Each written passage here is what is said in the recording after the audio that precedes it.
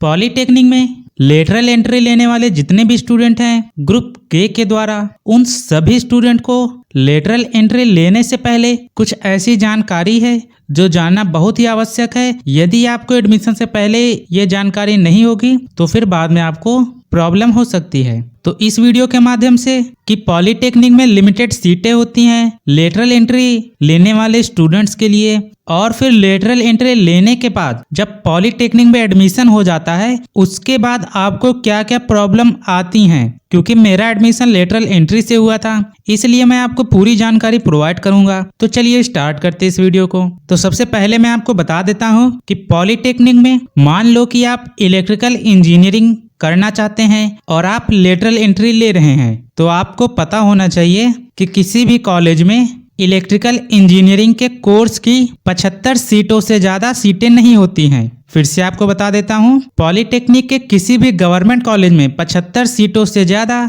Electrical engineering की सीटें नहीं होती हैं। आप कोई अदर कोर्स कर रहे हैं तो उसकी भी 75 सीटों से ज्यादा सीटें नहीं होती हैं। और यहाँ पर एक बात और आपको पता होनी चाहिए कि सभी कॉलेज में सभी कोर्स कराए भी नहीं जाते हैं, और टोटल कॉलेज जो गवर्नमेंट के हैं वो आपके 2023 में इस बार 154 कॉलेज हैं। और यदि किसी कॉलेज में आपके कोर्स की 75 सीटें हैं तो उसमें फिर लेटरल एंट्री वाले स्टूडेंट के लिए केवल 7 सीटें ही होती हैं। यानी मान लो कि इलेक्ट्रिकल इंजीनियरिंग की टोटल सीट किसी गवर्नमेंट कॉलेज में 75 सीटें हैं तो लेटरल एंट्री वाले स्टूडेंट के लिए उसमें केवल 7 सीटें ही अवेलेबल हैं। तो आप जब काउंट करेंगे 7 गुणे 154, और आपको ये भी पता होना चाहिए कि सभी कॉलेज में सारे कोर्स कराए भी नहीं जाते, तो 7 गुणे 54 जब करेंगे तो मान लो 4 कॉलेज हम मान लेते हैं कि उसमें आपका कोर्स नहीं कराया जाता है, तो टोटल बचते हैं गवर्नमेंट कॉलेज आपके 150। और ये भी आपको पता होना चाहिए कि टोटल जो मैं 150 इसमें कॉलेज मैंने बताया इसमें कुछ केवल गर्ल्स के लिए हैं जिसमें बॉयज एडमिशन नहीं ले सकते हैं। तो आप उस हिसाब से काउंट करेंगे तो कुछ लिमिटेड ही सीटें आपके लिए बचती हैं लेटरल एंट्री से एडमिशन लेने वाले स्टूडेंट के लिए। तो यदि मैं मान लेता हूँ कि बॉयज के लिए केवल 150 के अंदर ही कॉलेज हैं गवर्नमेंट, और आपके कोर्स की लिमिटेड सीट है एक कॉलेज में 7, तो आप 7 गुणे जब 150 करेंगे तो आपकी टोटल सीट 1000 के आसपास आएंगे। तो आई होप आप समझ गए होंगे। लेटरल एंट्री किसी भी कोर्स में यदि ले रहे हैं आप तो पूरे उत्तर प्रदेश में जितने भी गवर्नमेंट कॉलेज हैं उनमें इलेक्ट्रिकल इंजीनियरिंग की केवल 1000 सीटें ही अवेलेबल हैं लेटरल स्टूडेंट के लिए। तो यानी कि आपकी 1000 गवर्नमेंट कॉलेज की सीटों के लिए सारे उत्तर प्रदेश के लेटरल स्टूडेंट एडमिशन लेना चाहते हैं एक कोर्स की। मैं यहाँ पे केवल इलेक्ट्रिकल इंजीनियरिंग के कोर्स के बारे में बता रहा हूँ एग्जाम्पल के रूप में। बाकी लेटरल एंट्री वाले जितने भी कोर्स हैं उनकी लिमिटेड सीटें ही होती हैं। तो आप ये सोचिए कि एक कोर्स की 1000 सीटों के लिए कई स्टूडेंट अप्लाई करते हैं और फिर एंट्रेंस एग्जाम देते हैं, तो उसमें जिसकी रैंक जितनी हाई होगी उसको फिर लेटरल एंट्री के द्वारा एडमिशन मिल सकता है। बाकी के जितने भी स्टूडेंट हैं उनको फिर बाद में या तो एडेड कॉलेज में एडमिशन लेना पड़ता है या फिर किसी प्राइवेट कॉलेज में एडमिशन लेना होता है। और फिर एडमिशन के बाद आपको क्या क्या प्रॉब्लम आती है अब वो मैं आपको बता देता हूँ। तो आपको पता ही होगा कि लेटरल एंट्री से एडमिशन लेने पर आपका एडमिशन डायरेक्ट सेकेंड ईयर में होता है, और जब आपका एडमिशन डायरेक्ट सेकेंड ईयर में होता है तो उस कोर्स को कंप्लीट करने में केवल आपका 2 साल का ही टाइम लगता है।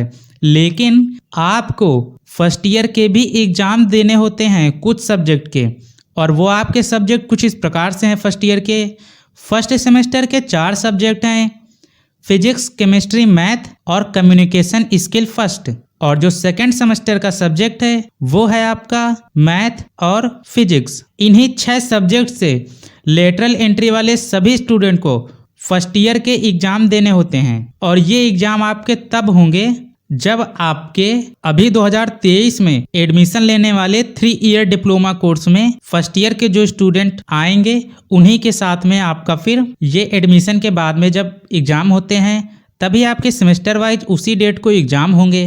और इन सब्जेक्ट्स के एग्जाम आपका कंपलसरी होता है देना, और इन सब्जेक्ट्स की कोई अलग से आपको क्लास नहीं करवाई जाती है। आपका एडमिशन सेकेंड ईयर में होगा तो आपको सेकेंड ईयर के थर्ड सेमेस्टर में जब आपका एडमिशन होता है तो आपको थर्ड सेमेस्टर की पूरी क्लासें कराई जाएंगी, और उसी के साथ में आपको फिर फर्स्ट ईयर के जो एग्जाम देने हैं उसकी भी आपको साथ में तैयारी करनी होगी एग्जाम देने के लिए। जिन स्टूडेंट की फिजिक्स केमिस्ट्री मैथ अच्छी नहीं होती है उन स्टूडेंट की अक्सर फर्स्ट ईयर के सब्जेक्ट्स में बैक लगने के चांसेस बहुत ज्यादा होते हैं। तो जो भी स्टूडेंट 12th के बाद एडमिशन ले रहे हैं तो उनको इतनी प्रॉब्लम नहीं होती है। तो जितने भी स्टूडेंट 10th प्लस ITI के बाद लेटरल एंट्री ले रहे हैं उन स्टूडेंट की बैक लगने के चांसेस कुछ ज्यादा ही होते हैं। बाकी यदि आपकी फिजिक्स केमिस्ट्री मैथ अच्छी है तो फिर आपको किसी भी प्रकार की कोई दिक्कत नहीं होगी लेटरल एंट्री में। और इसमें जो फिजिक्स केमिस्ट्री मैथ होती है ये आपकी 12th लेवल की होती है पॉलिटेक्निक के फर्स्ट ईयर के कोर्स में। और जो आपका लेटरल एंट्री का